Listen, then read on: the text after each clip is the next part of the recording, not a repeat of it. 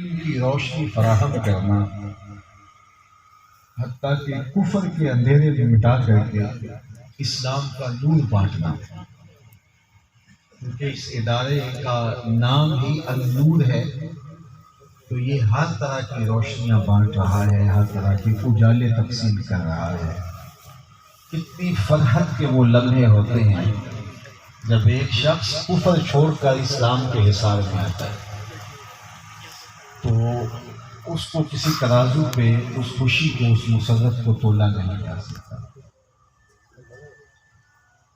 میرے اور آپ کے آقا و مولا حضور ختم المرتبت صلی اللہ علیہ وآلہ وسلم آخری نبی ہیں، حضور کے بعد کوئی نبی نہیں ہے، اور ہدایت کا سرچشمہ، روشنی، نور، اجالے انہیں کے قدموں سے پھوٹتے ہیں۔ زمانے میں جو بھی نور لینا ہے وہ حضور کی چوکھٹ سے ہی لینا ہے۔ یہی ایک دروازہ ہے جس کے ذریعے آپ خدا تک پہنچ سکتے ہو۔ بلکہ میرے اور آپ کے آقا و مولا حضور علیہ السلام کی حیات طیبہ، حضور کی زندگی، آقا کریم کی تعلیمات ہماری دنیا کی بہتری کی بھی ضمانت ہے اور آخرت کی نجات کی بھی ضمانت ہے۔ اس لیے ان سے اپنا رب، اپنا تعلق قلب، رشتہ محبت جتنا گہرا ہوگا، اس قدر ہی ہم آپ صلی اللہ علیہ وآلہ وسلم کے فیض و برکات سے، آپ کے سینے کے انوار سے مالا مال ہو پائیں گے۔ اور اس کے لیے بہترین آماج گاہیں یہ تعلیمی ادارے ہیں، درس و بیان کے سلسلے ہیں، اور تبلیغ کا یہ جو انداز صوفیہ کا طریق ہے جو انہوں نے اختیار کیا ہے، تو اس سے جو صوفیاء کے ذریعے سے جو تعلیم دلوں میں اترتی ہے وہ نسلوں تک سفر کرتی ہے۔ اسی لیے ہم بزرگوں کے احسان مند ہیں۔ اچھا خون کبھی بھی اپنے محسنوں کا احسان فراموش نہیں ہو سکتا، اور بر صغیر پاک و ہند کے لوگوں کو تو ان اولیاء کی وجہ سے دین نصیب ہوا۔ یہاں انبیاء علیہ السلام نہیں آئے، عرب تاجر آئے، اولیاء صوفیاء آئے، اور انہوں نے یہاں آ کر کے اپنے کردار کے ذریعے سے لوگوں کو دین دیا۔ اس لیے سادات کو چھوڑ کر باقی جتنے بھی خاندان ہیں، برادریاں ہیں، قبیلے ہیں، وہ اپنا شجرہ نسب دیکھیں تو 8ویں پشت میں نہیں تو 10ویں پشت میں، نہیں تو آگے بچن لال ہوگا یا کوئی اور ہوگا۔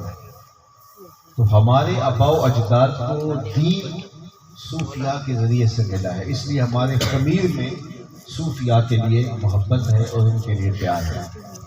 اسی وجہ سے ہم کبھی بھی ان کا دامن نہیں چھوڑ سکتے، اور جو لوگ صوفیاء کے خلاف مہمیں چلاتے ہیں وہ اس بات کو بھول جاتے ہیں کہ کبھی بھی ان لوگوں کے دلوں سے صوفیاء کی محبت نہیں نکالی جا سکتی۔ بلکہ ایک زمانہ ایسا بھی آیا کہ مزارات پر بم دھماکے بھی کیے گئے تاکہ لوگ محبت، امن، سکون اور طمانینت کی ان آماج گاہوں سے دور ہٹ جائیں۔ لیکن زمانے نے دیکھا کہ لوگوں کا رشتہ محبت بزرگان دین سے نہیں جڑا، تو ایک ایسی محنت کیوں کی جائے جس کا نتیجہ ہے؟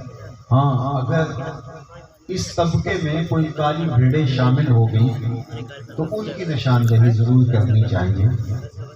نقل اصل کی ہوتی ہے، جو چیز جس کی ڈیمانڈ ہو اس کی ہی نقل مارکیٹ میں آتی ہے، جس کی ڈیمانڈ نہیں ہوتی اس کی نقل بھی نہیں آتی۔ تو اس لیے یہ جو اس طرح کی چیزیں ہیں تو اس کا یہ مطلب نہیں ہے کہ آپ ان حقیقتوں کا انکار کرتے۔ تو صوفیاء کی محبت ہمارے دلوں میں پیوست ہے، ہمارے دلوں میں لکھی گئی ہے، کبھی بھی ہم احسان فراموش نہیں ہو سکتے۔ حضرت داتا گنج بخش علی حجویری علیہ الرحمہ کے مزار پر جب بم دھماکہ ہوا تو ساری رات لاشیں اٹھائی جاتی رہی، اور سحری کے وقت خون سے صحن کو دھویا گیا، اور ظاہر ہے جہاں بم دھماکہ ہو وہاں ایک وحشت پیدا ہو جاتی ہے اور لوگ بہت دور ہٹتے ہیں۔ انہی دنوں میں لاہور کی مول مارکیٹ میں ایک بم دھماکہ ہوا تھا، اور اس کے بعد اس کی تعمیرات مکمل کر دی گئی جو نقصان ہوا تھا، اور سیکورٹی کے بھرپور انتظام کر کے باقاعدہ گورنمنٹ ٹی وی پر اعلان کیا گیا، اخبارات کے ذریعے اعلان کیا گیا کہ یہ باقی مارکیٹوں کی نسبت زیادہ محفوظ ہے، لیکن لوگ وہاں رخ نہیں کرتے تھے، خوف ذہن میں بیٹھا ہوا تھا۔ حالانکہ اس واقعہ کو 1 مہینہ ہو چکا تھا اور حکومت ضمانت دے رہی تھی کہ یہ باقی مارکیٹوں کی نسبت زیادہ محفوظ ہے۔ دوسری جانب سحری کے وقت صحن کو خون سے دھویا گیا، اور جب فجر کی نماز کا وقت آیا تو پورا لاہور دربار پر امٹ آیا۔ میری مشاط ہی کی کیا ضرورت حسن معنی کو کہ فطرت خود بخود کرتی ہے لالے کی عنابت۔ سبحان اللہ۔ تو ایک پہلو تو یہ کہ ہم احسان فراموش نہیں ہو سکتے، اور پہلی بات جو میں نے عرض کی وہ یہ کہ ہمارے آباء و اجداد کو آ کر کے صوفیاء نے اور عرب تاجروں نے آ کر کے اسلام دیا، ان کے کردار سے ہمارے لوگ متاثر ہوئے، انہوں نے اسلام قبول کر لیا۔ لیکن اس کا ایک دوسرا پہلو میں آپ کے سامنے رکھنا چاہتا ہوں۔ عالی مرتبت علماء تشریف فرما ہیں، اہل علم، اور آپ دور و نزدیک سے آئے ہوئے احباب تشریف فرما ہیں۔ اب ہم لڑک کے کہاں چلے گئے؟ ایک وقت تھا کہ جو تاجر آئے تھے وہ لاکھوں کی تعداد میں نہیں آئے تھے، وہ سینکڑوں کی تعداد میں تھے۔ جو صوفیاء آئے تھے وہ لاکھوں کی تعداد میں نہیں تھے، وہ سینکڑوں کی تعداد میں، اور پورے علاقے میں ایک شخص نے علاقے کو بدل کے رکھ دیا۔ تو سینکڑوں تاجروں نے اور سینکڑوں صوفیاء نے پورے بر صغیر کو بدل کے رکھ دیا، اور آج یہاں صرف پاکستان میں 22 کروڑ مسلمان بستے ہیں، اور اتنے ہی ہندوستان میں، بنگلہ دیش میں تو 70 کروڑ مسلمان صرف اس خطے میں پائے جاتے ہیں، آپ اگر افغانستان کو بھی شامل کر لیں تو یہ اس علاقے کو چند 100 صوفیاء اور چند 100 تاجروں نے بدل کے رکھ دیا، چلو چند ہزار آپ کو۔ آج انہی صوفیاء کی اولادیں اور آج تاجرانہ حضرت سے عرب بھی اور عجمی ممالک سے بھی مسلمان بلاد غرب میں، یورپ میں، امریکہ میں اور دیگر بر اعظموں میں گئے ہیں، اور علماء اور صوفیاء کی اولادیں بلکہ پڑھے لکھے علماء بھی وہاں منتقل ہوئے ہیں۔